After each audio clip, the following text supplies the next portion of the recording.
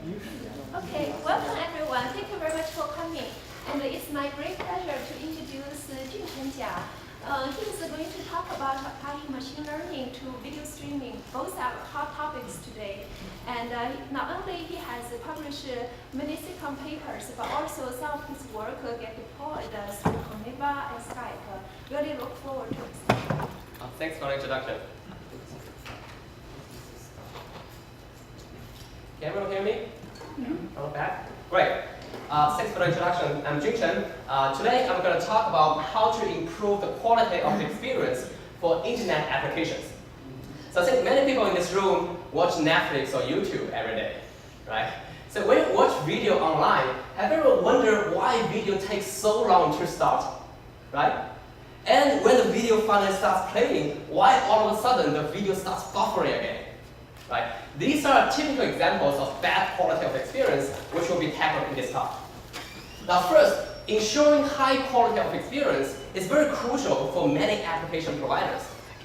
For ad-based video sites like YouTube, better QoE means users are going to watch for a longer time, which means you have more opportunities to put ads in the video, right?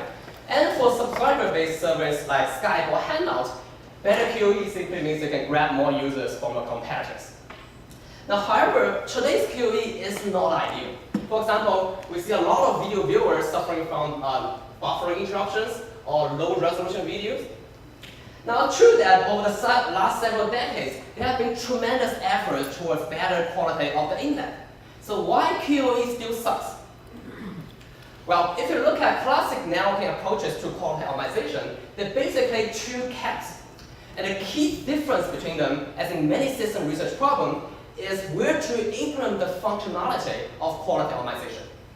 The first approach is to re-architect a narrow core so that ISPs like AT&T or Comcast can provide better or even guaranteed service quality. Now, since the early 90s, there are many influential great projects on this line, but they all fail to pan out because any significant change in the narrow core is very hard to be deployed in the real world. And besides, these narrow devices have little visibility into client-side applications, so they cannot directly optimize for application-level QoE. Now, the second approach is endpoint adaptation, which follows the end-to-end argument and implemented optimization logic in the endpoint, like your smartphone or your laptop. Now, again, this is a long list of influential work, but they also fail to deliver good QoE because they can only rely on local data of individual device, individual endpoint, to react to a very complex network condition and resource availability. Now, so prior approaches failed us, and my research takes a new path. It is enabled by a new opportunity that today many service providers can maintain a centralized view of real-time performance across millions of endpoints. Now, such centralized view is a game changer. It enables a new data-driven approach where now instead of running the control logic in the narrow core or in the endpoint, you can now run this control logic in this controller, which maintains this centralized view. Now, compared to classic approaches, the key difference or quantum leap here is really the scale and the scope of the input data to this control logic. In classic approaches, decisions are driven by local data of a single device, right? And in this new data-driven approach, the decisions are driven by the global view of many devices. Okay. Now, just to give you a concrete example, let's think about Netflix players. Traditionally, it takes a Netflix player tens of seconds to converge to a good quality based on local measurements. Okay. Whereas in this new data-driven approach, Netflix can achieve much better quality by using the measurement data from many video clients to directly predict the best configuration for any individual video player.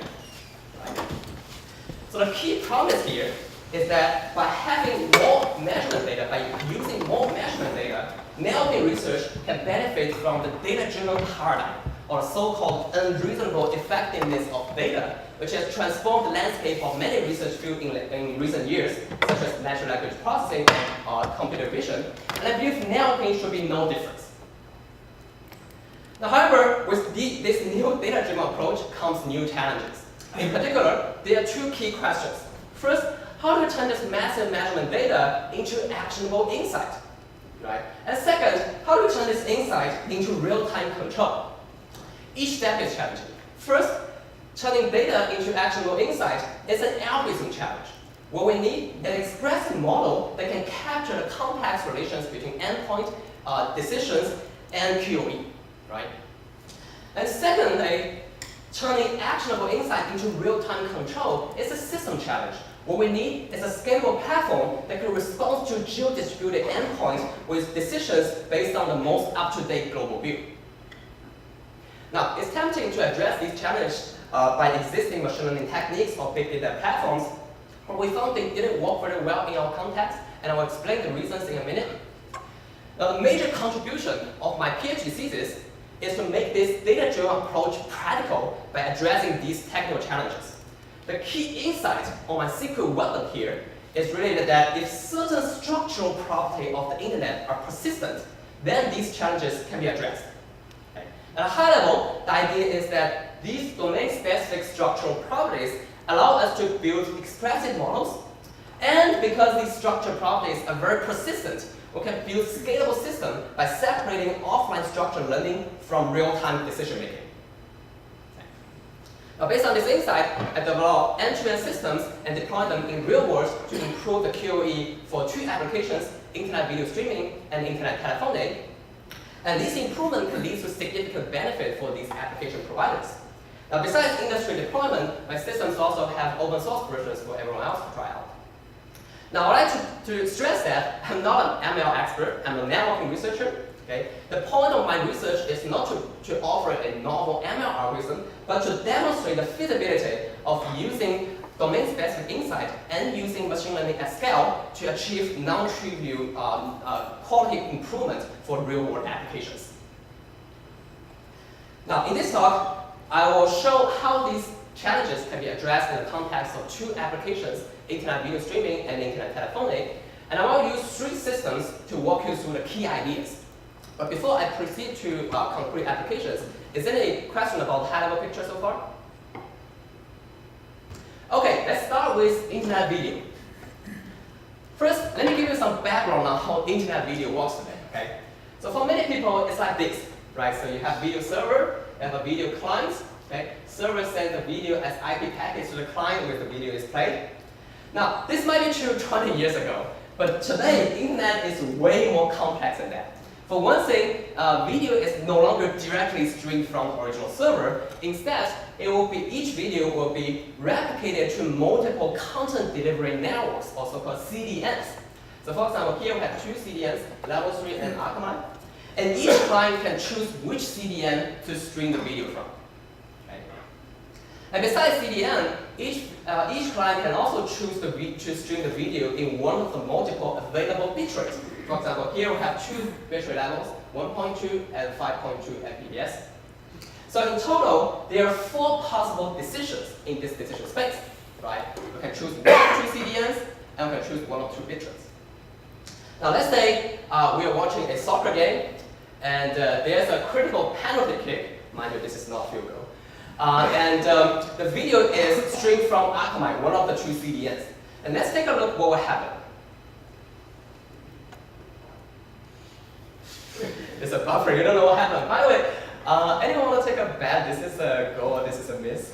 Yes. It's a goal. It's a goal. It's a miss. Okay, half. Let's take a look if the video is streamed from a different CDN.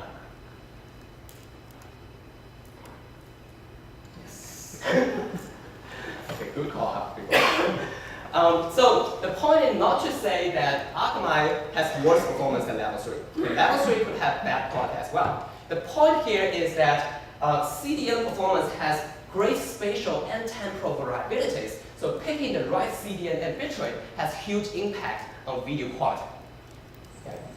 Now, traditionally, to find a good CDN and bitrate, a video player will start with a default initial decision of a low bitrate and a random CDN, and then gradually switch decision until it has a good quality. Right? Now, this process is suboptimal because it usually takes tens of seconds to converge, and also such slow trial and error process needs to happen every time the canal condition or resource availability changes. Okay. So how does this data-driven approach I talk about help us find the best CDN and bitrate, right? The basic idea is pretty straightforward. Let's say we have some similar video clients, okay? And then we can amortize this trial and error process across these clients and then let a small fraction of them to try different decisions. And then based on their quality measurement, we can build a prediction oracle on the top, which can predict the QoE for any future client if it were to use certain CDN and bitrate, right? And then based on their QoE prediction, we can then let most of the clients use the best CDN and bitrate. So this is very promising because in theory, if we can predict video QoE very accurately, we can always find the best decision by predicting quality for different decisions in the decision space and then picking the one that have the best predicted quality, right? However, this is still not trivial because it's actually very challenging to build an accurate QoE prediction system like this. The key reason is that there are many complex factors that may affect video QoE. And let me explain that with a real-world example I found in the dataset. During one day in September 2014, many video viewers on the US East Coast had bad video quality when using one of the major CDNs. Let's call it CDN1 because I can't see the name of that CDN. Now, you may tend to attribute this quality issue to this particular CDN, right? Because everyone with bad quality is using that CDN. But if you look closely, it's more subtle than that. Because only Comcast users had bad quality. AT&T users were fine, right? So it's a combination of ISP and CDN. But if you look more closely, not all Comcast clients on the US East Coast had bad quality when using CDN1. For example, clients in Washington, D.C. didn't have quality issue. So the quality issue also have correlation with geolocation as well, right? And to make it even more complex, the video content also played a role. It's only live video streaming players had bad quality. VOD clients were fine. So you can see that in this example, the QoE determining factor is really the combination of all four features. Okay. Now, you may think if there's just one complex factor like this, why don't we just learn it once and stick to it, right? What we found was that there are many different complex factors, and for the same client, such factor may change over time. So in short, this prediction logic must be expressive enough to capture all the complexities in the QoE determining factors. And to add to it, video QoE also changed on a time scale of tens of seconds. So using measurement data of several minutes ago is not very useful to produce accurate QoE prediction. So given these two requirements, we can characterize the solution space with this graph. On one hand, to capture the complex factors, the prediction system must be highly expressive. At the same time, in order to capture the dynamics of video quality, the prediction system must be updated with only short-term history data. Now, ideally, we want a solution to achieve both. Now, we tried a broad set of standard ML techniques, but we found they didn't work very well in our context. On one hand, simple ML models like linear regression are not expressive enough to capture the complex factors. On the other end, complex ML models are expressive enough, but short-term history data may be too sparse to train their model reliably. And besides, these complex models are sometimes hard to interpret, which turned out to be one of the reasons that domain experts are reluctant to use them. Now, our solution called CFA meets both requirements by leveraging the domain-specific insight that video QoE depends on critical features, which persist on a long time scale. Okay. Now, to understand how CFA works, let's start with an intuitive workflow first. Let's say we want to predict quality for session S based on the QoE measurement of a bunch of history sessions. Okay. Now the first step is to find some similar sessions from history, and then use the quality measurement of these similar sessions to predict the quality for session S. Now this is very straightforward, right? And as you can see, the key step is how to find the similar sessions. Now to motivate how CFA finds similar sessions, let's think about a natural strawman first. The intuition is that if two video sessions share identical feature values in a small time window, they will have very similar quality, right? So let's say, for instance, we want to find a similar session for session S with 5 feature values like this, okay? And we can plot the history, the QE of history sessions on this graph, where y-axis QE, axis is time in minutes. Okay? And assume this gray line, this gray dotted line, shows the average QE of history sessions matching on all features with S in each minute. Then the Stroman solution I talked about will use this part to predict set quality for session S. Okay? Now, this is very accurate because we're matching on all features in a small time window. But this is actually not very reliable due to the curse of dimensionality.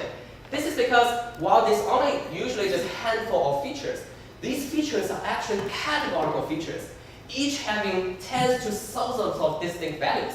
So that's why it's actually very hard to find many sessions matching on all features with S in a small time window. Now, in contrast, CFA makes accurate and reliable prediction by relying on critical features. Now, if you imagine video quality as a function of feature values, right? The critical features are really the subset of features whose values ultimately determine video QE. So if you look at sessions matching on critical features with S, their quality will be very similar to S, right? Because we're matching on the most important features. And because we're aggregating sessions by ignoring non-critical features, we can have more sessions to predict video QE both accurately and reliably, right? So if you have the critical features for any given session, we can predict quality both accurately and reliably. But now the problem is, how do we find the critical features for any given session, right? Now, one way to find that, find critical features, is to ask domain experts, right? So they have some domain knowledge, they can tell us what features are important. But actually, we found that was not very reliable and not very scalable. So the idea is to learn these critical features from the history measurement data itself. Now let's say we want to find the critical feature for session S, and let's use the same time series graph where y-axis QE, axis time in minutes. Now, hypothetically, if we know the ground truth QE when all features are specified, okay? Let's say this that is a gray dotted line here. Then we can go through different feature combinations in the last minute before the prediction, and then the critical features will naturally yield very similar quality to S, to this gray line. And non-critical features will naturally yield very different quality to this ground truth. So based on this, we can see that in this case, the critical the features corresponding to this red line are more likely to be the critical features. Now, however, this is not a practical solution because, like I said, we don't have enough data to start with to construct this ground truth QE, right? So how to solve this problem? The idea to solve this problem is that the critical, although video QE changes very frequently over time, the critical features that determine video QE are actually very persistent, typically lasting for tens of minutes to hours. So for example, if a CDN is overloaded, okay, then the video quality of sessions using this CDN may change frequently over time. But the fact that these video sessions are all bottlenecked by this CDN remains true for the whole duration of the event, right? So that's the idea of critical, the persistence of these critical features. Now, this allows us to learn the critical features over a long period of time, say every hour, and then based on more history measurement data, we can construct the ground truth QE, such as this gray line, and then learn which features are more likely to be critical features. In this case, it's the features of the red line. Right. Now, that said, critical features do change over time. So if you look for a longer period of time, now the critical features become the features corresponding to the blue line. Okay. So at a high level, CFA achieves accurate QE prediction by leveraging critical features as a particular persistent structural property. Okay. On one hand, focusing on critical features avoid curse of dimensionality without sacrificing model expressiveness. On the other hand, the persistence of these critical features allows CFA to learn models separately with long-term history data. Okay. Now, CFA was deployed in the production system of Conviva. Conviva is a company that provides QE optimization service for many content providers. Now, here's how CFA is deployed in the real world. CFA will be running in a centralized backend cluster that has the measurement data across all the clients. Okay? But But in order to reduce the response time to all the clients, CFA will push the QoE prediction modules to front-end clusters, many geo-distributed front-end clusters, which are close to each client. So when a client requests a CDN and bitrate selection, the nearby front-end cluster can respond quickly with the latest QoE prediction cached locally.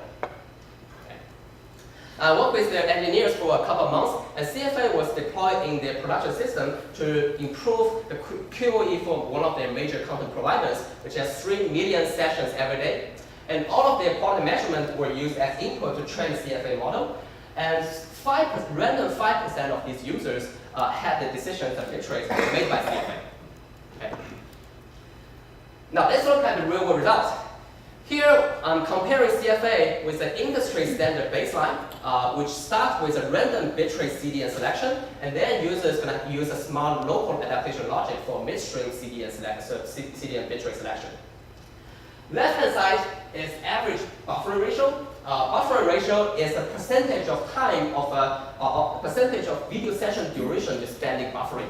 Okay, so naturally lower the better. Okay. Right-hand side is average bitrate, or the average resolution of the cost of a video session. So higher the better. Okay. So you can see that CFA allows users to watch video in higher resolution with less buffering time. Okay. Now, just to put these results into context, it is widely known that if you reduce the buffering time by 1%, people can watch a video on average for 5 to 8 minutes longer. Okay, so this is actually a very efficient way to increase user engagement, and this improvement is a huge deal for content providers. Now, besides QoE improvement, another interesting question is what are the values of these critical features we learn in the real world? Right? Now, here are some examples. For example, we found that both high-speed and low-speed connectivities has high impact on various video quality metrics, which is kind of expected, right? At the same time, we also find that because different video players may have different encoding levels, right? So sometimes the video player name actually have high impact on average bitrate. And finally, we found that some clients in small ISPs are more likely to experience video start failures, which might be because these small ISPs have poor peering connections with major CDNs. Okay. Now, CFA does show impressive QoE improvement, but it has two fundamental limitations. First, because CFA uses a prediction-based workflow, right? And the input data to CFA actually depends on its own prior decisions, right? This could lead to so-called visibility bias. Now think about if you were selecting between two CDNs, CDN1 and CDN2, okay? And for now, if CDN1 is better than CDN2, CFA is going to assign more users to CDN1 and lost visibility to CDN2. So if later on CDN2 becomes better, CFA won't be able to detect that. So that's visibility bias. And the second and related issue is so-called load-induced instability, where the biased visibility could lead to could lead to overloading on such a decision, right? And then ultimately leading to oscillation between CDNs. Now, these two issues, these two limitations are not unique to CFA. They can happen to any prediction-based workflow. So as a first step, to address these issues, we first kind of recast this data-driven QoE optimization problem not as a prediction process, but as a process of real-time exploration and exploitation, okay? Or so-called E2 here, real-time E2 here. This is also known as multi-arm bandit problem in machine learning. At a high level, the intuition is to strike a dynamic balance between exploring suboptimal decisions and exploiting the currently optimal decision, thus fundamentally addressing the two limitations in the prediction-based workflow. So this is very promising, but it's actually very challenging to implement a real-time E2 process in a networking context. Okay? Especially, there are two challenges. First, the clients in our context are very different, right? So they are from different ISPs, using different network connections, watching different content, using different platforms. So as a whole, there's no globally best decision. So the first step is, the first challenge is how to capture the similarities and differences between clients, right? And secondly, how do we run this real-time E2 process across geo-distributed clients with their fresh measurement data, right? Now, a natural solution to address the second challenge is what we use in E2, in CFA. Remember, we can run some centralized training algorithm in the backend cluster, and then push the model to geo-distributed front-end clusters, which are close to client.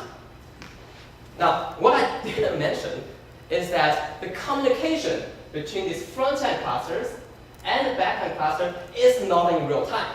Typically, each front-end cluster is going to pre-process the measurement data it received from client and sync up with the back-end cluster every few minutes in order to reduce the bandwidth usage between these clusters. Right? So this actually poses a fundamental trade-off between data freshness and global view. Because now, if you run this global E2 logic in the backend, you don't have fresh data, right?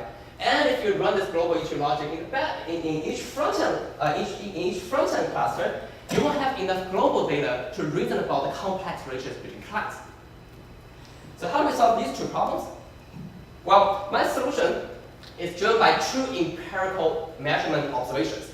Okay? So one observation is that the clients that match on critical features are very likely to share the same best decision. At the same time, these clients that match on critical features are also likely to share some network locality, such as IP prefix. So they are more likely to be received by the same front-end cluster. So driven by these two empirical observations, I developed a system called Perseus, which uses a group-based control mechanism to realize real-time E2 in networking context. The key idea is that we can first group clients based on critical features, so that the clients in each cluster, in each group, will have the same best decision. Now, this allows us to decompose the global E2 process into independent per-group E2 processes, right? Now, by the way, each per-group E2 process is a variant of standard UCB1 algorithm. Now, because the clients in the same group are likely to be received by the same front-end cluster, so this per-group E2 logic can run independently in each front-end clusters. Okay. Now, it's important to note that we're not grouping clients entirely based on the front-end cluster. Instead, each front-end cluster may simultaneously run E2 logic, real-time E2 logic, for multiple groups. Okay. And finally, because the critical features are very persistent, the client grouping logic can run in the backend cluster with slightly stale measurement data. Okay. So in a nutshell, Perseus realizes real-time E2 by relying on client groups as a persistent structural property. Okay. On one hand, Perseus handles the complex relations between clients by grouping them based on critical features. At the same time, because these client groups are very persistent, this allows us to run the per-group E2 logic independently across multiple geo-distributed clusters. Now, Perseus is open source and can be easily deployed in the public cloud service like Amazon AWS. The client-facing logic, the client-facing servers are based on HTTP web servers, and the per-group E2 logic is based on the Spark streaming jobs. And the client grouping logic runs in the backend and uses batch-based Spark jobs. And the communication between these modules are based on Apache Kafka. Now, it seems like these standard analytics platforms can provide scalability and fault tolerance, right? But they're efficient only when the queries are infrequent and the data available in one data center. But Perseus actually targets a very different workflow, where Perseus needs to handle, need to answer like tens of thousands requests every second across multiple geo-distributed clusters. So this is a very different workflow. Now, for the interest of time, I won't talk too much detail about Perseus implementation, but include several optimizations to ensure that Perseus can fully utilize the underlying performance, the scalability, and fault tolerance of these underlying analytics platforms. Okay. Now, to evaluate the system scalability, I run the end-to-end implementation of Perseus in Cloud Lab. Cloud Lab is a kind of a public cloud service for academic use. Okay?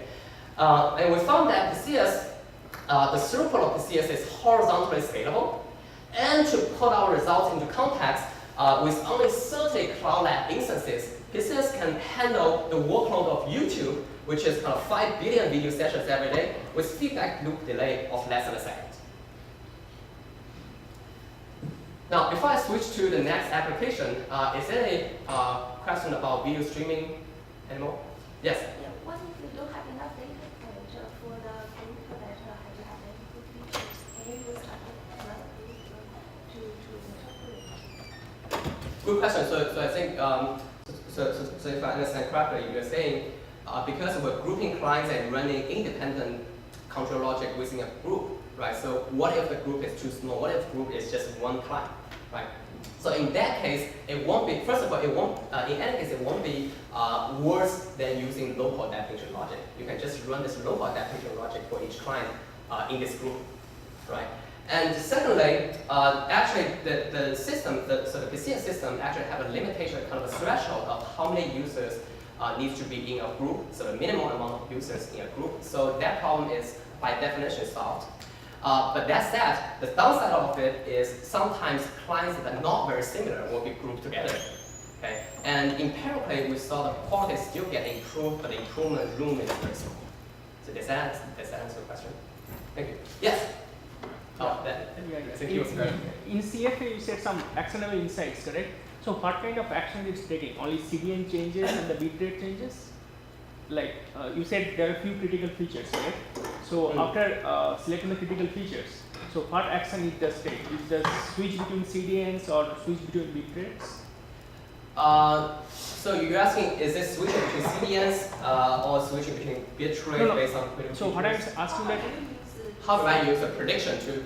yeah. So the idea of CFA is to, given any client and any CDN bitrate decision, okay, a pair of them, you can predict the quality if this client were to use certain CDN bitrate. Okay, so this is providing a prediction capacity, and then based on, because now we can predict what would happen if each client uses a different decision, you can predict what is the best decision for this client. So that's how it can select CDN and bitrate based on prediction. Did that answer your question? So that is the only two decisions you are taking, correct? Not right now, these are two decisions. Now, let me tell you the reason why I only look at these two decisions. There are many other decisions, like if you can control routing, you want to control routing. If you want to control exact server selection, you can control that. Now, the reason is these two parameters are kind of common interface across all the commercial video players. So that's why if I want to do, if I want a system to be deployable for many different content providers, then I have to work on these two common interfaces. But it doesn't mean, there's no fundamental limitation that this system cannot be applied to select other decisions. Yes, but you are treating it as a black box, correct? But if you switch 10 users to some CDN, other problem may occur. So it can be a, so you are switching that this is CDN is bad, so you are switching to, correct? Because you are treating it as a black box. Then if it occurs there, then you again switch back to other CDN? So let me try to rephrase your question. So your idea is if I switch to the new, so if I found the CDN1 had good quality and I switch a lot of users there, and if later on that CDN had bad quality, we're going to switch back. So that's expected, right? What is your question? So, yeah, so my question is that so this decision is kind of you are taking at that moment, correct? So yeah. So yeah. Yeah, I think you already addressed that. So we can take this offline. Just I think you're hinting towards something interesting about this feedback loop, but we can take it offline. Yes. What do you also? So I was wondering how you choose the critical features. You mentioned that they change over long periods of time, but how do you? What's your mechanism to figure out that these are my set critical features? Okay. Yes, I can give a little bit more detail about how exactly this critical feature is selected. So think about if you're watching a video session, right? And you have features like what platforms. So it is the ISP of this client and the location of the client, what server, and what kind of video, what is the bitrate. So you have a list of features. These are all features. Now, you want to know which features are most important for the quality of this particular session. Okay. So the idea is you look back over a long period of time and find sessions with the same kind of feature values with you. Okay? And then you get a quality distribution of these clients. Okay? And then you gradually drop sessions, drop features and say, what if I just match on a subset of features? Will this quality distribution change significantly? So will this search be exponential in the number of features that you It have? could be. Yes, so it works right now because the number of features, like I said, is just 5 to 15 features and most 20 features. So it's not a large search space, and I definitely agree with you, it's not very scalable if I have a long list of features. Now that said, there are actually ways to prune the search space, right? So you can to drop features one by one, and then you have a smaller search space, right? Great, thanks. So let's switch gear and look at another application, which is internet telephony, or VoIP. Okay?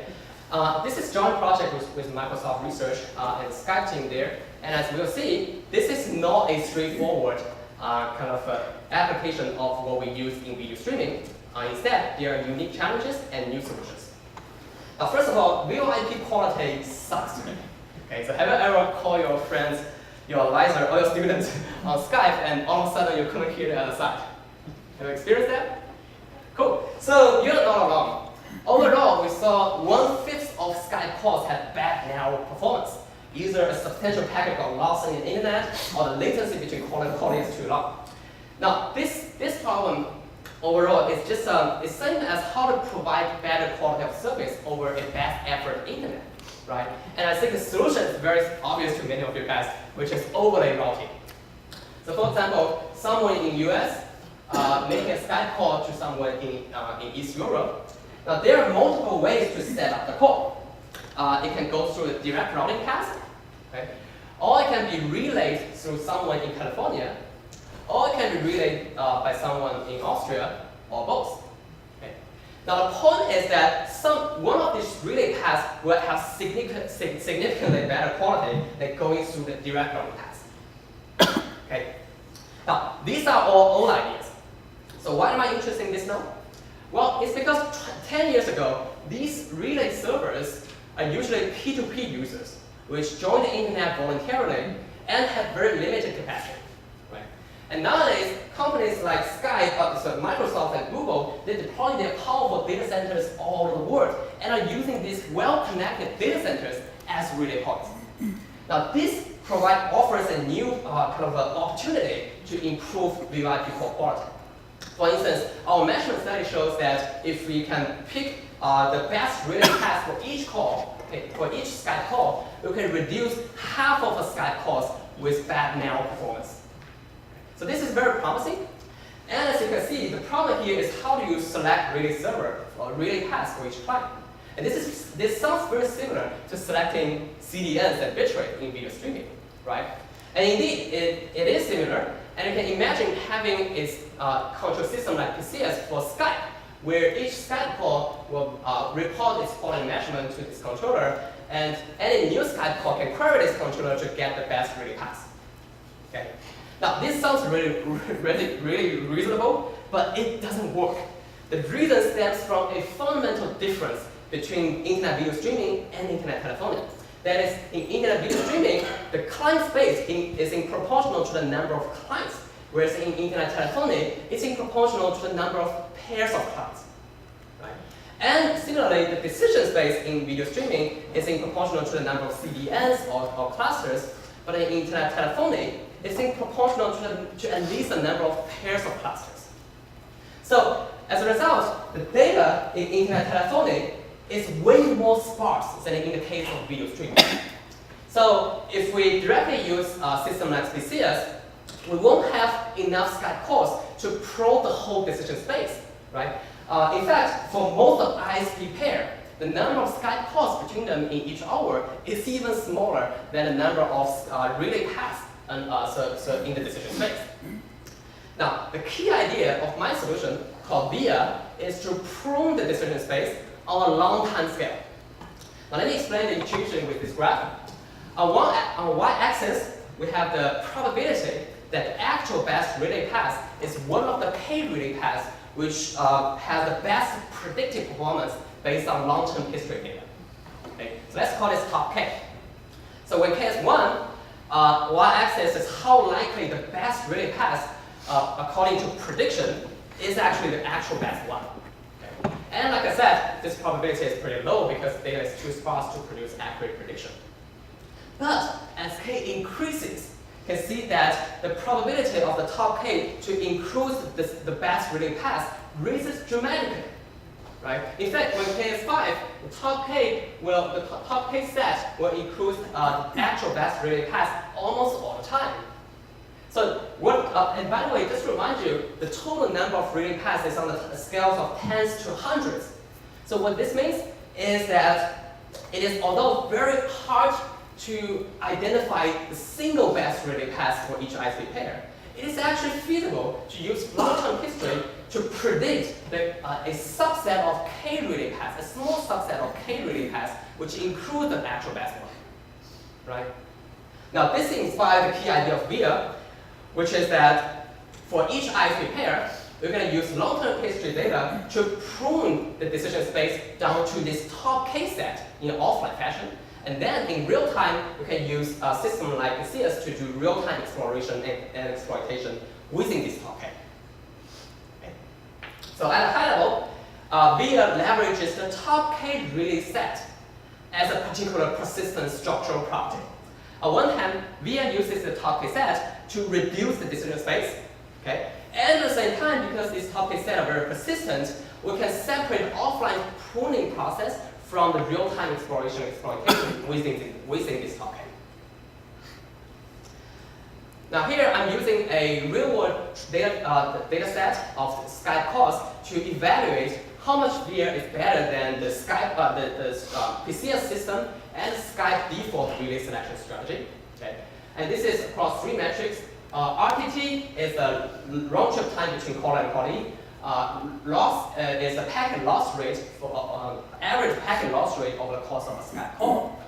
Jitter is a metric to quantify the variance of latency during the course of the call. Okay? So, and y-axis is a fraction of Skype calls with bad narrow performance. And bad narrow performance is defined based on the threshold on the top. Okay? So, as you can see, VIA outperforms Perseus and Skype relays, default relay selection strategy across all 3 metrics. For example, VIA can reduce the Skype calls with high packet loss rate by 46% compared to Skype relay, default relay strategy, and Perseus, whereas can only reduce by 13%. Okay. Now, before I summarize, I want to quickly mention some of the most related research in this area. First, video streaming and internet telephony have been evolving for more than 20 years, right? Now, in early days, video streaming used specialized protocols and dedicated encoding methods, and in the last decade, content providers have gradually evolved towards using existing CDN infrastructure and general-purpose HTTP protocols to stream video. This allows them to reuse the web caching infrastructure for scalability. And similarly, internet telephony service has traditionally relied on P2P system to establish Skype calls, which didn't see a wide adoption. One of the reasons is that these P2P users become performance bottleneck when acting as relay pods. Okay. So recently, services like Skype and Hangout have gradually evolved towards using the well-connected data centers as relay pods and have seen huge potential improvement. So what's new in my research is that it is readily deployable in today's existing infrastructure and can substantially improve quality as a QoE for these applications by leveraging the new opportunity of massive quality measurement data from clients. Now, that said, I'm not the only one using data-driven techniques in networking research. People have recently applied similar ideas to congestion control, to web search quality, and also to cloud resource allocation. And finally, another closely related topic is QoE modeling. Now, the goal of my project, my thesis, is not to offer a new kind of a QoE model, but the point is to improve quality along metrics which are known to have high impact on user experience. Now, looking forward, I see two trends. Okay. On one hand, narrow systems are becoming increasingly complex. Now, think about why video streaming can benefit from this real-time global view. It's really because the video delivery systems have become so complex that no individual client can efficiently reason about it anymore. Right? So this is one trend. Now systems are becoming increasingly complex. At the same time, however, companies are collecting real-time quality measurement data from various devices. Okay? I've been talking about companies collecting data from video players, from Skype clients, but people also collecting data from routers, from switches, from virtual machines, from cloud servers. So if you put these two trends together, you have increasingly complex systems, you have more real-time measurement data. You can clearly see that there are a lot of potential opportunities to apply machine learning in narrow system research. Right? And looking through this lens, I think my PhD research is just the beginning, and there will be many innovations in this new area in coming years. And my future research will explore this confluence between machine learning and narrow system research along two general directions. First, I will bring this data-driven benefit to more applications in the narrow systems.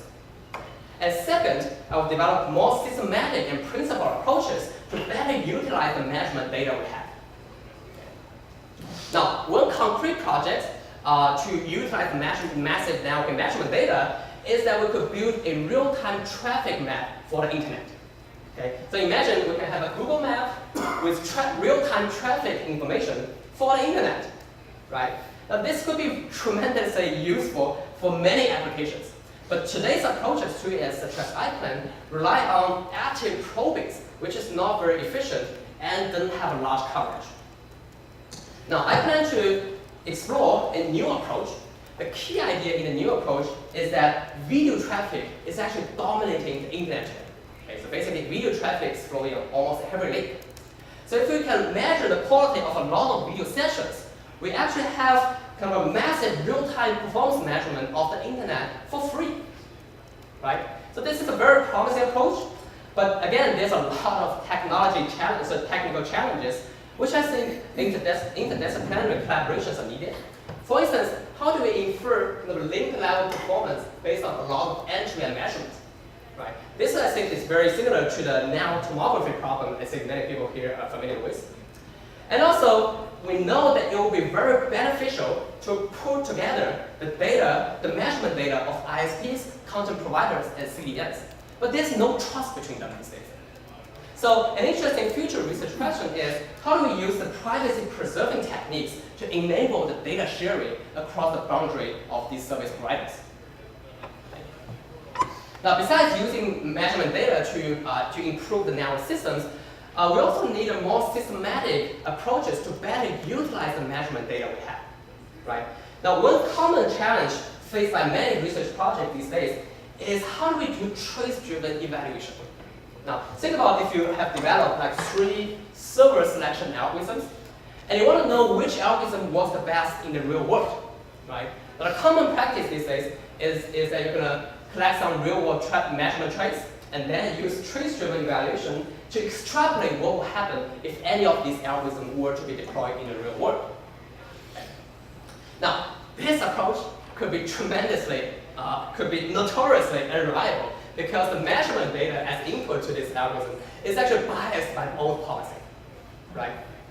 Now, there's a new technique in machine learning called doubly robust estimator, which can systematically reduce the kind of a bias in this data collection process. And in this project, I will borrow and customize this idea of doubly robust estimator to build a systematic platform for narrowing trace-driven evaluation. And this could be very useful for CDNs and content providers and ISPs to develop their new algorithms. And the third project is motivated by the recent trend that a lot of companies have just realized the value of analyzing narrowing measurement data. But they're doing so by using general purpose ML platforms like MATLAB or Spark, right? Which is not very efficient in analyzing and making use of narrowing measurement data. So everyone is kind of facing a common set of challenge.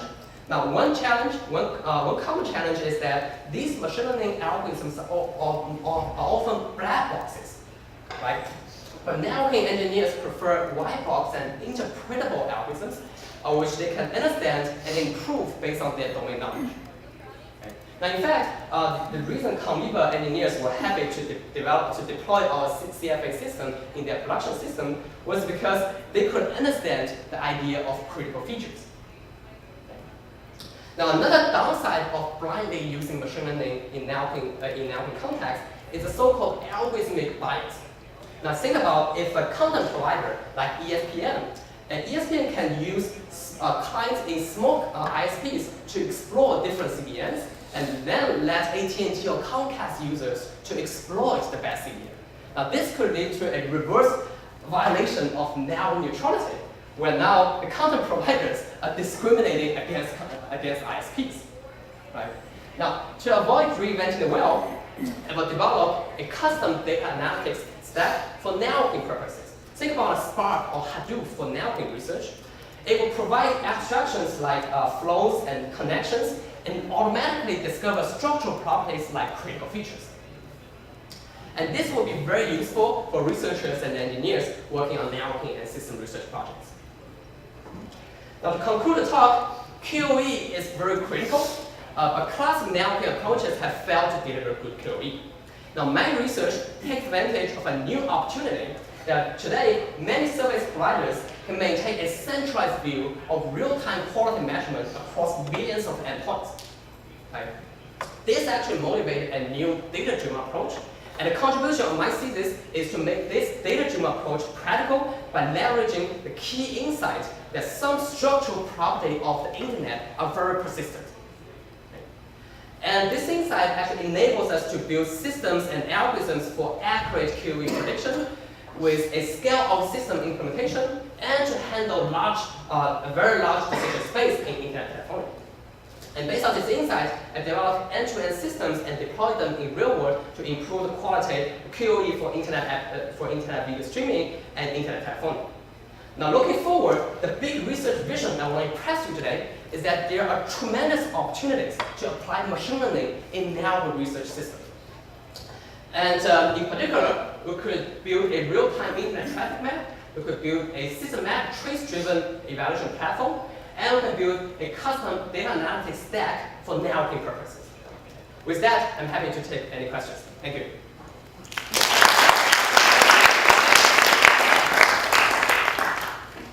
How do you compare the data-driven approach with traditional networking approach So I think depending on which type of traditional approaches, any traditional approach in so I think, yes, there is one instance we actually compared with control theoretical approach. So basically, I think traditionally the control theoretical approach is to say if you control one session, one video session, for example, and the adaptation logic with select bitrate and CDN based on the quality measurement is essentially a feedback loop, right? And you can formulate that problem as a feedback control problem. And compare that to this system, I think again is that the feedback control system assumes you don't have any prior knowledge. You gradually learn about network performance through this process, right? And this process can eventually converge and can converge rather quickly, but still usually in context video streaming, it takes tens of seconds. Okay? Now that part is very critical because usually the video only lasts for tens of seconds. So that's why I think using this global view, you can directly predict what is the best initial decision and then stick to it. So that's the game. But that said, there are a lot of research on this feedback control loop process, and I think this is it's a very interesting process, so kind of a question to ask, what is the best you can do on that front compared to the best I can do on this front? Thank you. Yes? In your view, effectively exploit the global view to optimize the QoE across different video sessions. But if you look at the wireless video streaming systems, the bottleneck may be at the last part. So even in that case, even if you're doing schedule across frequency here, it may not affect the last hop performance. In that case, how can you deploy these to have benefits? That's a very, very good question. So you're saying if the last hop is a bottleneck, so what is it? Right. So what's the point of using global view? Now I can so very quickly. So 2 points. One is that you are right. This is a kind of a limitation of using global view. But that said, if you know the bottleneck is in your last mile, your home network is very unstable, then you can still suggest this user to use bandwidth conservatively. Right, so you can still know that there's some characteristics unique to this client, and you can use that to suggest bitrate. Okay, so in that case, you still can use the global view to identify where the bottleneck is and make some suggestion. Okay. Thanks.